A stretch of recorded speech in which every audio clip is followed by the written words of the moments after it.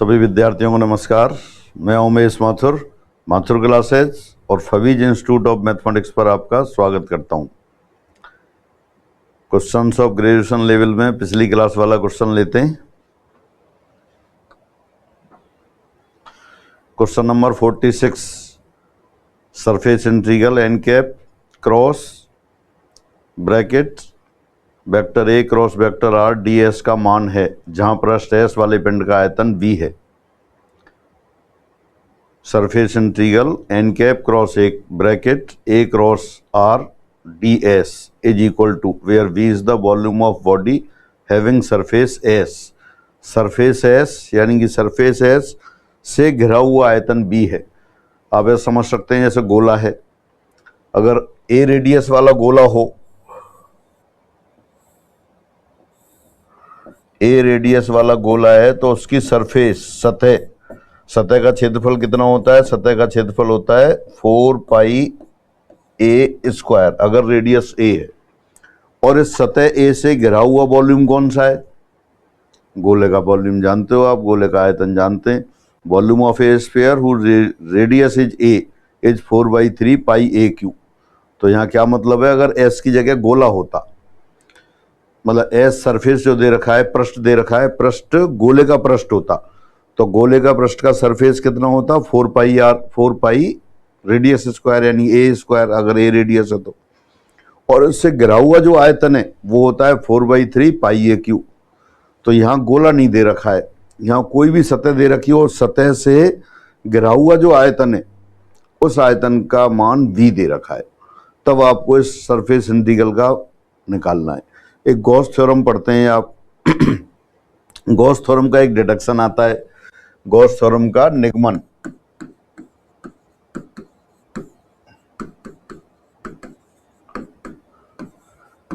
Deduction, मतलब जो result उनसे डायरेक्ट आप निकाल सकते हैं, डिड्यूस कर सकते हैं। वो क्या कहता है? Surface integral N cap cross F D S यानी N cap cross F D S ये किसके बराबर है? ये बराबर होता है volume integral curl of F D we.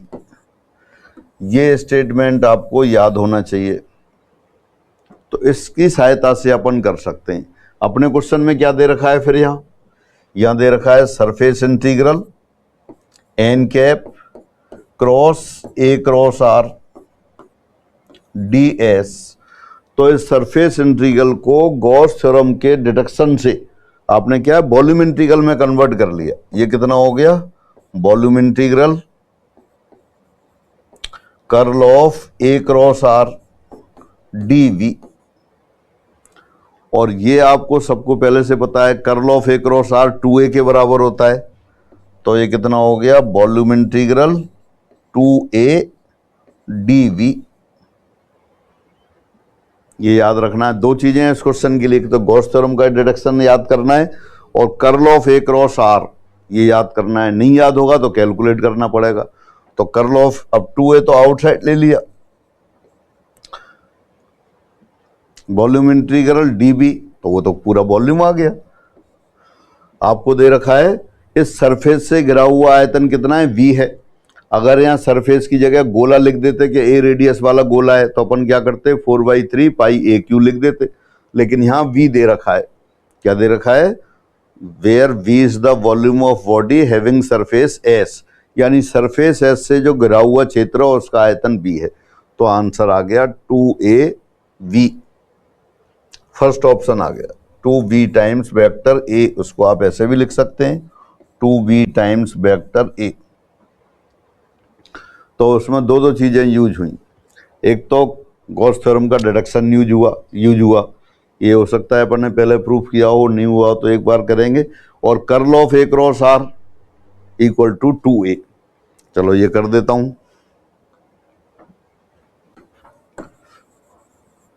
Prove that, ये जब आप क्वेश्चन कर रहे हैं उस समय प्रूफ नहीं करना है, ये पहले से याद होना चाहिए आपको। Curl of a cross r this equal to 2 times vector a. Assume कर लेते हैं, suppose vector a equal to A1 i cap plus A2 j cap plus A3 k cap, और वेक्टर आर तो आप जानते ही हैं, तो therefore vector A cross R, A cross R calculate करते हैं, आई कैप जे कैप के कैप, वेक्टर आर मैंने लिखा नहीं है, vector are equal to X I cap plus Y J cap plus Z K cap, A1 A2 A3 X Y Z. Cross multiply किया, I वाली term लेते हैं, आई वाली टर्म आ जाएगी A2Z minus A3 by times I cap, फिर जे वाली term हो गई A3X माइनस A1Z टाइम्स जे कैप, और प्लस के कैप वाली टर्म हो गई, के कैप आ जाएगा आपके पास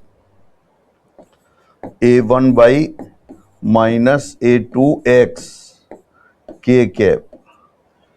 पहली टर्म लिख के बाकी आप सिमेट्री से लिख सकते हैं, साइक्लिक ऑर्डर से। साइक्लिक ऑर्डर क्या कहता है कि आई के जब भी एक टर्म लिख ली आपने, पहली टर्म आई कैप वाली टर्म लिख ली, क्या है A2Z minus A3 by bracket close I cap. अब अगले स्टेप कैसे आएगा, आई कैप के स्थान पर जे कैप, जे कैप के स्थान पर के कैप, के कैप के स्थान पर आई कैप, साइक्लिक ऑर्डर आई जे के, और A1 के स्थान पर A2, A2 के स्थान पर A3, A3 के स्थान पर A1, X के स्थान पर बाई, बाई के स्थान पर Z, Z के स्थान पर X। देखो क्या लिखा है A2Z minus A3 by, A2 के लिए क्या लिख दिया A3, Z के लिए क्या लिख दिया X, माइनस ऐसे कैसे रहा A3 के लिए A1, बाई के लिए Z, आई कैप के लिए जे कैप। फिर उससे अगली टर्म A3 के स्थान पर A1, X के स्थान पर by minus as it is A1 के लिए A2 और Z के बाद X और जे कैप के लिए के कैप। तो एक टर्म लिखने के बाद डायरेक्ट लिख सकते थे। अब अपन कर्ल की बात करते हैं। ये तो आपने क्या किया, A क्रॉस R निकाल लिया।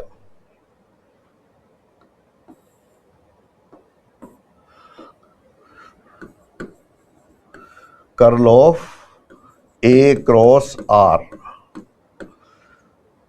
तो इसको लिख देते हैं अपन आई कैप जे कैप के cap del del x del del by del del z. अब आई कंपोनेंट लिखते हैं, A क्रॉस R वाला क्या है A2Z माइनस A3 बाई, फिर बाई कंपोनेंट लिखते हैं A3X माइनस A1Z, फिर Z कंपोनेंट लिखते हैं A1 by minus A2X।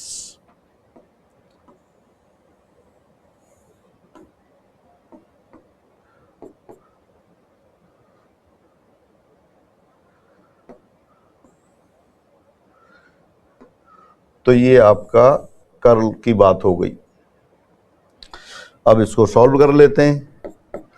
I cap वाली टर्म लेते हैं, del del y of A1 y minus A2X, तो कितना आ गया यहाँ A1, और minus del del z minus minus A1। फिर जे कैप वाली टर्म लेते हैं,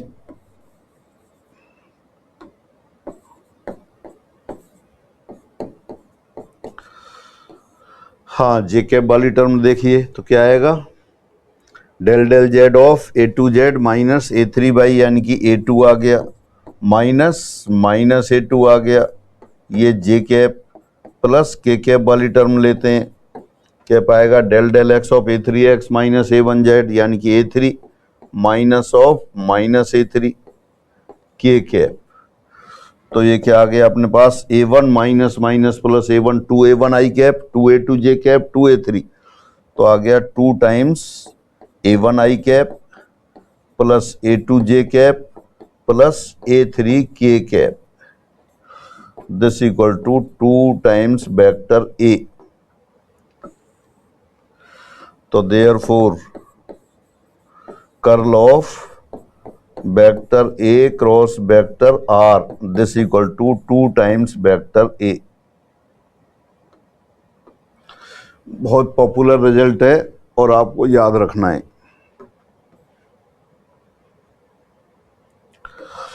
ये क्वेश्चन भी पूछा जाता है। जब अपन कर्ल पढ़ रहे थे तो कर्ल के समय ये सारा प्रूफ किया हुआ है, सबको याद करना बता रखा है और सीट में तो दे ही रखा है। जितने याद करने वाले क्वेश्चन हैं सारे उसमें रिजल्ट दे रखे हैं, लेकिन ये रटने नहीं है, सबको प्रूफ करना है फिर याद करना है। तो आप याद रखेंगे curl of a cross r equal to 2a। दोबारा उसी क्वेश्चन पर आते हैं। Surface integral N cap cross a cross R D s का मान पूछा है। सबसे पहले गॉस प्रमेय का जो डिडक्शन है, गॉस थ्योरम का डिडक्शन, वो काम में लिया। उससे क्या है, सरफेस इंटीग्रल को वॉल्यूम इंटीग्रल में बदला। वो कहता है surface integral N cap cross F D s equal to volume integral curl of F d b. अब आपको ये डिडक्शन याद है और curl of a cross r 2a के बराबर ये याद है, तो पेन चलाने की जरूरत नहीं है, सीधे सीधे आंसर आ गया 2b टाइम्स वेक्टर ए। फिर आगे बढ़ते हैं। हाँ, ये जो आपने प्रूफ किया है ये भी बराबर महत्वपूर्ण है, बिल्कुल इंपॉर्टेंट क्वेश्चन है, बहुत बार पूछा जाता है, तो आप इसको भी याद रखेंगे। Curl of a cross r equal to 2a। आगे बढ़ते हैं। क्वेश्चन 47, वक्र r equal to a cos T I cap plus A sine T J cap plus B T के कैप का बिंदुओं ए से बी तक integration r cross D r का मान होगा। Limit from capital a to capital b. अब ये थोड़ा कैलकुलेशन वाला क्वेश्चन है। इस तरह के क्वेश्चन सभी आपकी सीट में दे रखें, और जो भी बुक आपके पास वेक्टर कैलकुलस की है जो एग्जाम में आते रहते हैं, उन क्वेश्चंस जिन पे एग्जाम के ज़्यादा टैग लग रहे हैं उनको आप आंसर सहित याद कर लें, लेकिन याद करने के लिए पहले सॉल्व करेंगे। तो इसका आंसर की बात है तो वो तो आ गया 2 pi times 2 pi A bracket B J cap plus A K cap, ये आंसर आता है। लेकिन आपको याद नहीं है तो सॉल्व करना पड़ेगा। तो आर क्रॉस डी आर, पहले इसकी वैल्यू निकालते हैं। आर क्रॉस डी आर, अच्छा आर क्रॉस डी आर इसको लिख लेते हैं अपन R cross D R over D T into D T. तो पहले R cross D R over D T की वैल्यू निकालें। आर तो आपके पास रखा है A cos T times I cap plus A sine T times J cap plus B T के कैप, ये हो गया। अब क्रॉस, अच्छा ये क्रॉस करने के लिए अपन को डिटरमिनेंट की हेल्प लेनी होगी, तो अपन डायरेक्ट डिटरमिनेंट से ही करते हैं।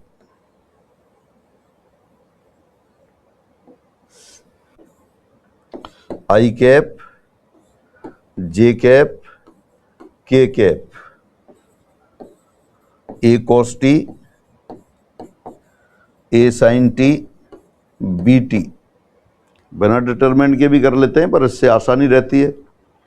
इसका derivative minus a sine T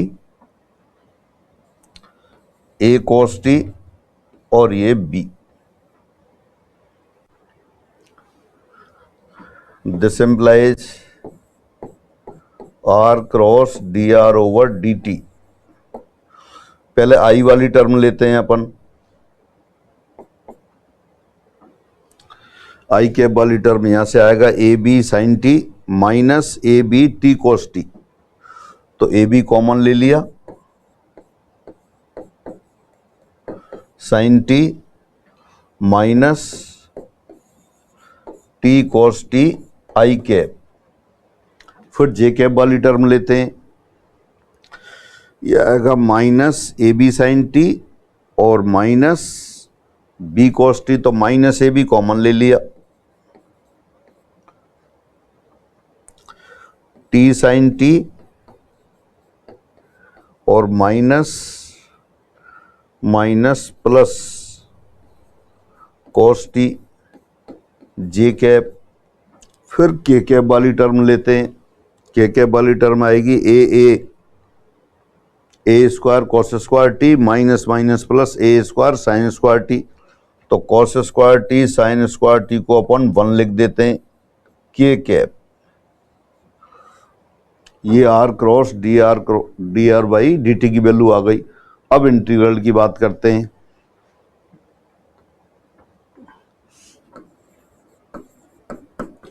integration of are cross D R, limit from A to B. इसको लिखा आपने R cross D R over D T into D T, limit A to B थी। अब वहां तो capital A capital B point दे रखे। Capital ए के कोऑर्डिनेट क्या है यहां?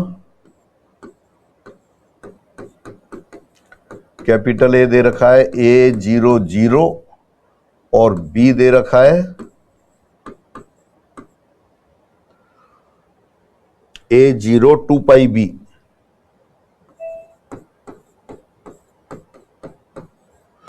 और आर बराबर क्या दे रखा है? आर बराबर दे रखा है A cos of T times I cap ए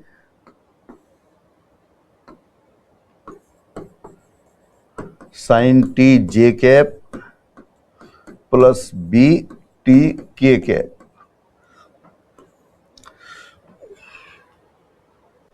यहां जो इंटीग्रल कर रहे थे वो लिमिट दे रखी थी capital a to capital B point.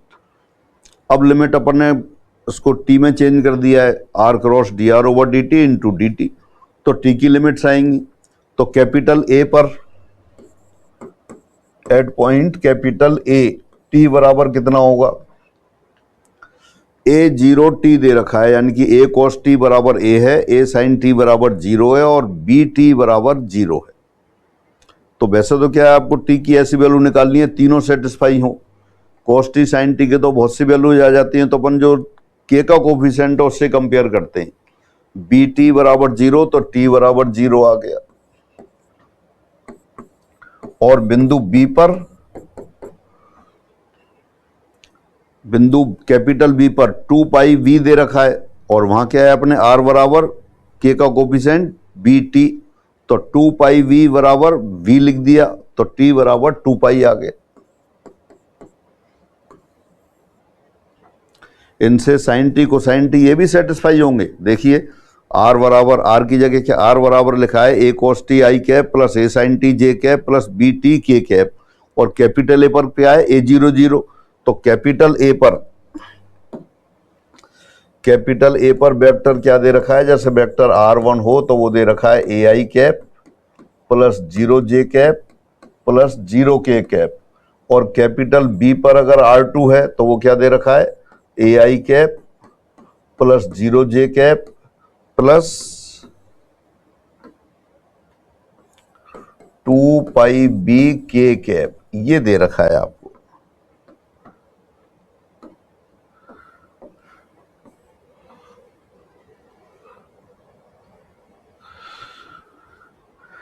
तो यहां से क्या किया आपने? टी की वैल्यू निकाली। जब कैपिटल ए पर वेक्टर क्या है A0 0 और आर क्या है A cos T A sine T B T. तो अपन ने टी की वैल्यू 0 ले ली। और जब कैपिटल बी पॉइंट पर आया, के का कोफिशिएंट क्या है 2 पाई वी और वेक्टर आर में क्या है बी टी। तो दोनों को बराबर कर दिया तो टी बराबर 2 पाई आ गया।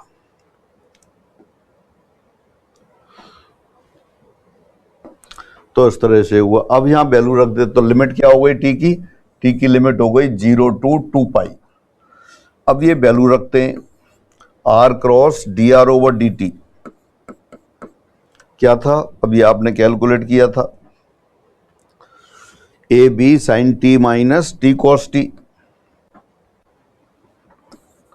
ए B sine T minus T cos T I cap plus नहीं माइनस था, फिर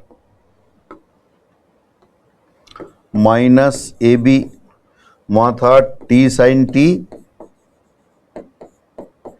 प्लस कॉस टी जे कैप और फिर था ए स्क्वायर के कैप।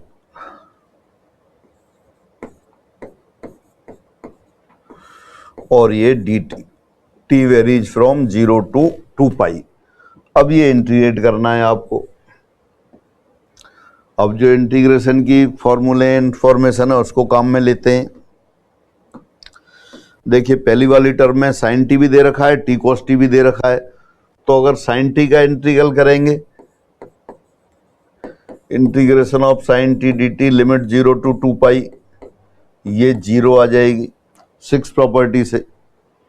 और integration of cos t d T 0 to 2 pi, ये भी आपका 0 आ जाएगा। अलग से इंटीग्रल कर सकते हैं आप, प्रॉपर्टी नहीं भी है तो वैसे ही देखें। साइन टी का इंटीग्रल क्या आएगा, minus cos T, minus bracket limit लगाते हैं कॉस 2 पाई माइनस कॉस 0, दोनों की वैल्यू बराबर है 0। Integration of cos t sine t, limit लगाएंगे 0 to 2 pi, sine 2 pi 0, sine pi 0, तो ये तो अलग से 0 हो गई। तो क्या करें, सिर्फ पहले वाले में तो टी कॉस टी का इंटीग्रल कर लें और यहाँ टी साइन टी का इंटीग्रल कर लें। Integration of t cos t d T limit 0 to 2 pi, ये लगा देंगे लिमिट अभी। टी ऐसे कैसे, कॉस टी का integral sine T minus t का डेरिवेटिव 1 और साइन टी का integral minus cos t, limit 0 to 2 pi. तो पहली वाली टर्म 2 पाई साइन 2 पाई 0, 0 पर भी 0, और कॉस टी कॉस 2 पाई 1, कॉस 0 1, तो वो भी 0, तो सारा इंटीग्रल ये 0 आ गया। 12th वाला पोर्शन है, इंटीग्रल की अच्छी प्रैक्टिस होनी चाहिए, सीधा सीधा हो रहा है। अब अपन करते हैं, तो पहले वाले टर्म की तो इंटीग्रल 0 आ गया, ऐसे ही रख दिया। अब सेकंड वाली टर्म लेते हैं, माइनस ए भी आउटसाइड है और इंटीग्रल वही बाहर कर लेते हैं। अभी आपने किसका किया, कॉस टी का तो 0 हो गया। अब वो टी साइन टी का करते हैं।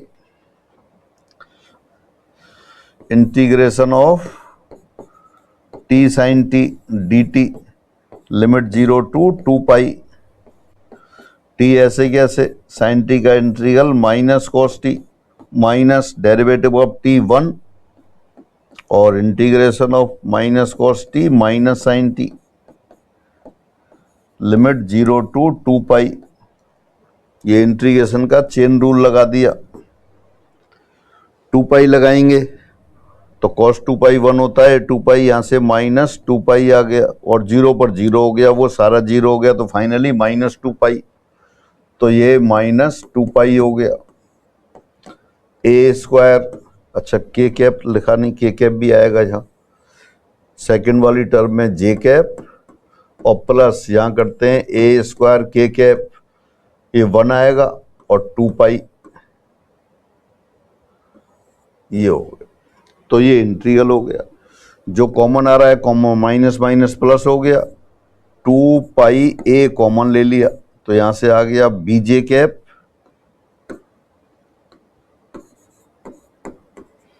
और plus A K cap. Integral की अगर प्रैक्टिस नहीं है तो ये टिपिकल हो जाएगा क्वेश्चन। तो इंटीग्रल आपको अच्छी तरह से आना चाहिए। वही अपना जो 12th वाला पोर्शन है उसका इंटीग्रल वो किया आपने।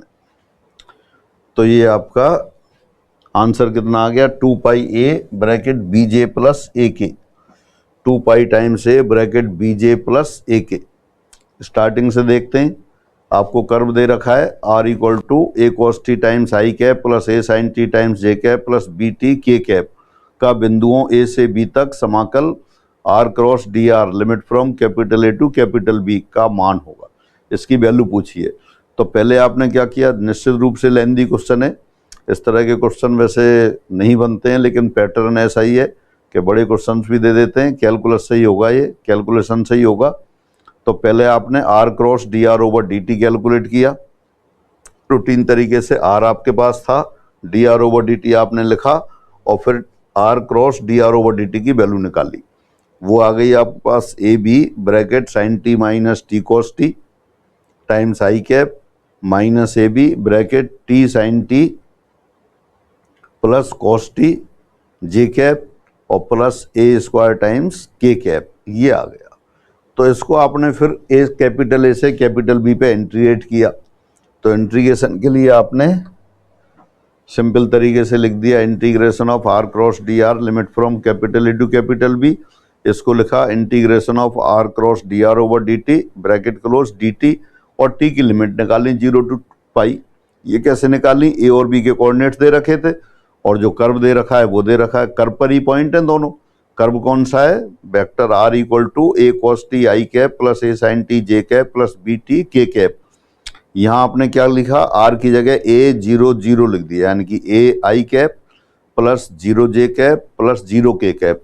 दोनों साइड कंपेयर कर लिया तो अपने आसानी के लिए के कैप का कोफिशिएंट दोनों तरफ ले लिया। तो के कैप का कोफिशिएंट कितना आ गया? कैपिटल ए बिंदु पर 0 बराबर बी टी, टी बराबर 0 आ गया, और कैपिटल बी पॉइंट पर 2 पाई बी बराबर v into t, v cancel, t बराबर 2 पाई आ गया। तो लिमिट 0 to 2 पाई आ गई। फिर are cross D R over D T की वैल्यू रख दिया आपने। अब अगर इनका सबका इंटीग्रल करने लग गए तो टिपिकल हो जाएगा। फिर अपन ने क्या काम किया? जो 12th वाली इंटीग्रल से अपन को पता है साइन टी का इंटीग्रल और कॉस टी का इंटीग्रल 0 से 2 पाई में 0 हो गया, वो काम में ले लिया। हाँ, अलग से कैलकुलेट कर सकते हैं आप। देखिए मैं करके बताता हूं। Integration of sine t d T 0 to 2 pi minus cos t limit 0 to 2 pi minus cos 2 pi 1 cos 0 1 0। ये जो रेड इंक में लिख दिया है, ये आपको अगर पहले से याद नहीं है तो ओरल करना है, ये मेंटली करना है, लिखना नहीं है। ये अपन लिख नहीं रहे हैं, सोच रहे हैं। और सोच सकते हैं साइन टी का integral cos T minus cos T, minus outside, limit लगा दी cos 2 pi minus cos 0। Cos 2 pi और कॉस 0 की वैल्यू बराबर है। इसी तरह से integration of cos t d T limit 0 to 2 pi sine t limit 0 to 2 pi, sine 2 pi भी 0, 0 भी 0, तो 0 आ गया। रेड इंक में जो लिखा है वो आप लिख नहीं रहे हैं, मेंटली कैलकुलेशन कर रहे हैं, मेंटली सोच रहे हैं। तो इस तरह से फाइनली ये इंटीग्रेशन करने के बाद 2 pi A bracket B J, B times J cap plus A times K cap, ये आंसर आ गया। तो बस इंटीग्रल। हाँ, और ये टी साइन टी, ये चेन रूल जो चलता है इंटीग्रेशन में, यू इंटू बी वाला चेन रूल, उससे एक साथ किया। तो चेन रूल पहले पढ़ाया हुआ है और सीट में दे रखा है, तो उसकी सहायता से फिर आगे बढ़ते हैं। Question 48, the correct statement is, निम्न में से सत्य कथन है। ये आपके लिए होमवर्क है, सबको करना है। बिल्कुल रूटीन आइडेंटिटी है, कोई पेन चलाने की जरूरत नहीं है, आपको सारी याद होनी चाहिए। तो याद है तो सीधे सीधे कौन सा सही है करेक्ट लिख देंगे। तो आज की क्लास में इतना ही, अगली क्लास में मिलते हैं। सभी को नमस्कार।